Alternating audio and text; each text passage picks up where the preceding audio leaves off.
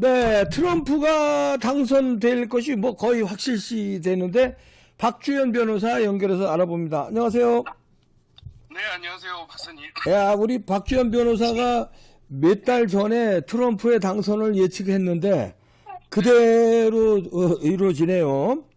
네, 다행입니다. 예, 그래 이제 자, 트럼프 당선되는 게 어떤 의미가 있나요? 우리한테 굉장히 반가운 것 같은데. 네. 예, 사실 다양한 측면으로 트럼프 당선에 대해서 좀 회의적이거나 부정적인 시각을 가지시는 분들도 많은데요. 예. 과거에 이제 트럼프 대통령이 한국에 대해서 부정적인 인식을 갖게 된 근본적인 원인 중에 하나가 그 반미, 친중 또는 종중 좌파인 문재인이 대통령이었기 때문에 그렇지. 그런 식으로 외교가 제대로 안 됐기 때문에 지금 그런 부정적인 인식이 있었다는 점을 먼저 말씀드리고 싶고요. 예. 저는 사실 다양한 측면보다는 한국의 부정선거를 밝힐 수 있는 그런 계기가 될 수 있다는 점에서 네. 저는 트럼프 당선이 반드시 이루어져야 된다고 생각을 했고, 네. 그리고 세계 각국에서도 지금 세계가 부정선거판이지 않습니까? 네. 이런 부정선거판을 좀 정리를 해줄 수 있는 그런 최강대국의 리더가 나왔으면 좋겠다라고 생각을 했는데, 네. 트럼프 대통령이 그러한 점을 현실화시켰다는 점에서 네. 저는 아주 의미가 있다고 생각을 합니다. 그런데 이제 트럼프가 당선됐기 때문에 네네. 예를 들어서 부정선거에 대해서 관심을 끄는 거 아니냐 이런 우려도 있는데 공약이기 때문에 부정선거에 대해서 관심을 갖겠죠? 제도 개선이랄지 이런 게. 트럼프 대통령은 사실 이 부정선거를 뗄 수가 없는 사람입니다. 왜냐하면 지금 트럼프 대통령이 형사 입건이 되어 있잖아요. 네. 그것이 이제 2021년 1월 6일 날 의사당 난입 사건과 관련돼 있어도 의미가 있거든요. 네. 관련성이 있기 때문에 부정선거를 밝히지 않으면 트럼프 대통령이 나중에 이제 이번에 딱 4년밖에 못 하는데 그 이후에도 계속 형사소추당할 위험이 생길 수밖에 없고 이를 이번에 정리하지 못하면 어쨌든 상당히 문제가 될 수 있다는 거를 본인이 가장 잘 알고 있습니다. 네, 그러네. 그리고 우리나라 언론이 외면하고 있어서 그렇지 미국 공화당이 공식적으로 이번에 120건의 소송도 했고요. 네. 그리고 too big to league 그리고 to see something, say something 이런 식으로 해서 if you see fraud, follow these steps 이런 식으로 부정선거에 대해서 공식적으로 문제 제기를 해왔던 상황입니다. 네. 거의 사실상 선거 캠페인이 우리나라의 부정선거 방지대가 공식 기구화된 형태이기 때문에 이 부정선거에 침묵할 수가 없다라고 할 것입니다. 네. 그리고 일론 머스크 역시도 이번에 진짜 이번 트럼프 당선의 이제 1등 공신인 일론 머스크인데 네. 트위터를 인수해서 이제 X로 만들어서 많은 부정선거를 알린 것도 맞지만 일론 머스크가 이렇게 얘기하지 않았습니까? 이번 선거는 마지막 선거다. 만약에 트럼프가 되지 않으면 앞으로의 선거는 전두환 박정희에 대한 의리를 지켜야 돼요. 회고록 삭제판이 나왔는데요. 총 4권인데 10% 할인하는데요. 너무 재밌습니다. 흥미진진하고 교육 자료도 되니까요. 예약 주문하세요. 일로 그냥 이름만 남기시면 됩니다. 그럼 전화가 갈 겁니다. 이름만 남겨주세요. 불법 체류잖아. 부정선거에 의해서 다시는 제대로 된 선거가 될 수 없다라고 해서 절박한 심정을 미국 시민들하고 세계인들에게 호소를 했거든요. 예. 이런 것들은 부정선거를 대놓고 얘기를 한 것입니다. 다만 우리나라 언론이 부정선거를 철저히 외면하고 마치 민주당 기관지나 좌파 매체인 뉴욕타임즈나 CNN 보도만을 일삼는 외신을 우리나라 언론에 그냥 그대로 하는 그런 식으로 왜곡된 형태를 보여왔는데 트럼프 대통령은 이제 부정선거를 외면하지 않을 것이고 철저히 수사할 것이고 실은 국제조사단도 파견될 수 있다라고 저는 그렇게 생각을 하고 있습니다. 국제조사단 한국에 파견한다 이거죠? 예. 그 아주 반가운 얘기네요. 트럼프가 며칠 전에 네. 선거 개표를 앞둔 며칠 전에 부정선거에 대해서 얘기를 했어요. 네, 이런 거는 자기가 손해를, 이미지에 타격을 받는 손해를 감수하고 그걸 얘기한 거는 개표할 때 부정선거 하지 말라는 경고성 사인이라고 저는 해석을 했는데 이 경고가 먹혔네요.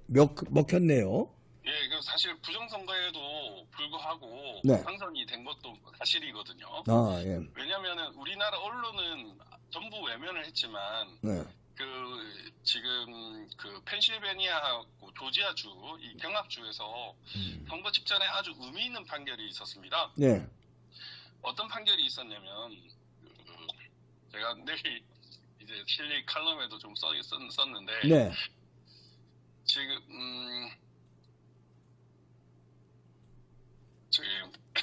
이 보면은 펜실베니아주 대법원에는 네.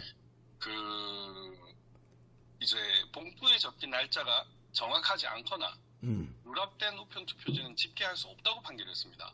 11월 1일자 판결이고요. 네. 11월 4일 이제 바로 선거 직전에 네. 전날인 조지아주 대법원은 선거일 이후에 도착한 투표지는 집계되면 안 된다고 판단을 했어요. 그러니까 2020년에 이른바 이제 붉은 신기루 현상이라는 게 있었거든요. 네. 그게 뭐냐면은 초반에 공화당 득표율이 높게 나오다가 뒤에 우편 투표가 까지면서 민주당 득표율이 따라붙다가 엎어버리는 그런 현상을 붉은 신기루 현상이라고 했습니다. 네. 근데 이 지금 조지아주하고 펜실베니아주 대법원의 판결은 그런 붉은 신기루 현상을 방지하는 판결이었어요.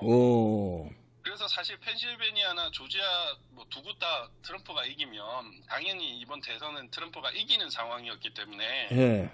이번 선거 직전에 있었던 펜실베니아주와 조지아주 대법원 판결은 사실 이번 선거의 승패를 가르는 판결이었다고 볼 수도 있습니다. 그러네요. 예, 만약에 이제 2020년 경우에는 예를 들면 지금도 선거가 개표가 끝나지 않아가지고 트럼프가 이제 승리 선언을 했는데 나중에 이제 바이든으로 엎어지지 않았습니까? 예. 계속 투표 용지가 도착하고 여기에 대해서 이 개표 여부나 이런 것들이 계속 설왕설래가 있고 교통정리가 안 돼가지고 네. 마지막에 바이든으로 역전되는 그런 현상이 있었는데 이번에는 이런 이 판결 때문에 조지아주하고 펜실베니아를 트럼프 대통령이 이긴 겁니다. 그러네요. 예. 이런 부분 자체가 사실 우리 언론은 보도를 하지 않고 또 마치 트럼프 측, 공화당 측이 120여 건의 소송을 남발했다는 식으로 보도를 하고 있는데 미국 공화당은 이번에 부정선거 방지도 철저히 했고 경찰들에게도 이 선거 사범들을 즉각 잡아가지고 기소할 거를 요청을 했고요. 이렇게 의미 있는 판결을 이끌어냈기 때문에 우리 언론 참 왜곡 보도가 정말 심하다. 이번에 바꿔야 한다 이런 생각이 들었습니다. 그러네요. 공화당의 부정선거 방지 노력, 다시 말해서 트럼프 진영의 그런 노력 덕분에 이번에는 부정선거가 조금은 있었어도 당락에 크게 영향을 못 줬다. 그래서 이제 리그처럼 압도적으로 이기고 그래서 이제 아유 감기가 걸리셨나 보네. 예, 일론 머스크가 이제 투표를 계속 독려를 하고 압도적인 득표를 통해 가지고 리그 하는 비율을 최소화시킨 것이 이게 승리의 밑거름이고 또 4년 전처럼 그러니까 하다가 이렇게 당하지 않는 각종 소송과 부정선거 방지를 위한 다양한 활동들이 트럼프 대통령을 이기게 만든 것이라고 할 수 있습니다. 네, 그러네요. 자, 우리나라도 우리가 박주현 변호사를 위시로 한 우리 부정선거와 싸우는 분들한테 큰 희망을 가져다 주네요. 나비 효과로 미국에서의 이 부정선거 방지 노력, 그 다음에 앞으로도 제도 개선이라든가 이런 게 이루어질 텐데, 이게 한국의 부정선거 밝히는데도 특히 국제조사단 파견에 결정적인 영향을 줬으면 좋겠네요. 네, 그렇습니다. 사실 제가 7월 초에 아, 누굴 만났잖아요. 저 여기 사진이 있는데 누굽니까 이게? 네, 그 미국의 이제 이른바 그 트럼프 최측근이라고 알려진 이 브래드 플라이츠하고 스티브 예이츠를 이게 미국 우선주의 정책연구소 부소장입니다. 브래드 플라이츠는 그 주한미군 철수와 관련돼 가지고 한국에 이제 7월달에 머물면서 뭐 이런저런 우리나라 언론 인터뷰도 많이 하고 이랬던 분인데요. 사실 그 당시에는 제가 오픈을 하지는 않았는데 그때 저랑 윤용진 변호사가 이분을 이제 모 호텔에서 만나가지고 이분들을 그 한국의 부정선거에 대해서 좀 긴 시간 동안 브리핑을 좀 많이 했습니다. 오, 예, 잘했어요. 한국에서 일어나는 각종 그 부정선거의 유형들을 했고 여기에 대해서 언론도 외면하고 있고 법원도 외면하고 있고 심지어 대통령도 외면하고 있다. 제가 뭐 사실 국정원장도 만났다는 얘기도 했습니다. 예, 그런 얘기도 해가지고 이 한국의 부정선거 이거를 밝혀야 된다라고 얘기를 했고 또 미국에도 이번 대선이 있는데 꼭 부정선거에도 불구하고 이겨라 막 이런 얘기까지 했었습니다. 아, 그렇군요. 예, 그때 4년 전에 또 사실 이제 미국 측에 뭐 민 의원님이나 뭐 여러 사람들을 통해 가지고 자료를 전달했는데 그때는 그렇게 왜 졌냐 이렇게 얘기를 하기도 했거든요. 그랬더니 아 그때도 보고도 받고 이랬는데 진지하게 못했다. 아하. 이번에는 다를 것이다라고 얘기를 했거든요. 예. 근데 진짜 이번에는 좀 달랐네요. 그러게요. 아, 야, 기분 좋습니다.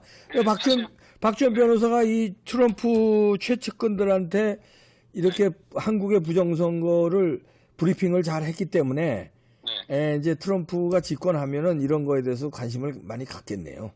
네, 저도 그렇게 되길 바라고 있고, 뭐 여러 트럼프 그 측근들 인사들 통해 가지고 한국의 부정선거가 결국에는 미국이 테스트 베드다, 한국이.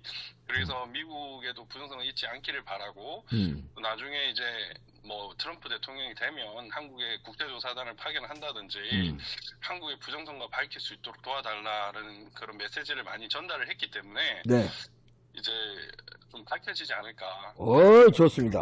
아, 기분 좋네요. 자, 박지원 변호사의 그동안의 그 노력, 이게 잘 결실을 맺는 날이 가까워지는 것 같습니다. 네, 고맙습니다.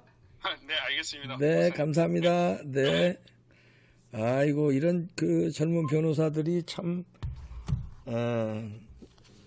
고분분투하니까 이게 이제 딱 그 광화문에 모이는 그 우리 애국 시민들, 그 다음에 이런 젊은 변호사들, 그 다음에 민경욱 대표, 또 한교안 대표 등등 이 정치인들이 또 부정선거와 투쟁하고, 그 다음에 국회 내에서는 김민전 의원 등이 몇 명이 사주소수지만 부정선거에 대해서 이렇게 얘기를 하고 있고, 아, 이게 이제 하나하나 모여서 트럼프가 당선되면서 미국에서 바람이 불면 국제조사단 파견해서 가능성이 굉장히 높아졌다는 얘기 아닙니까?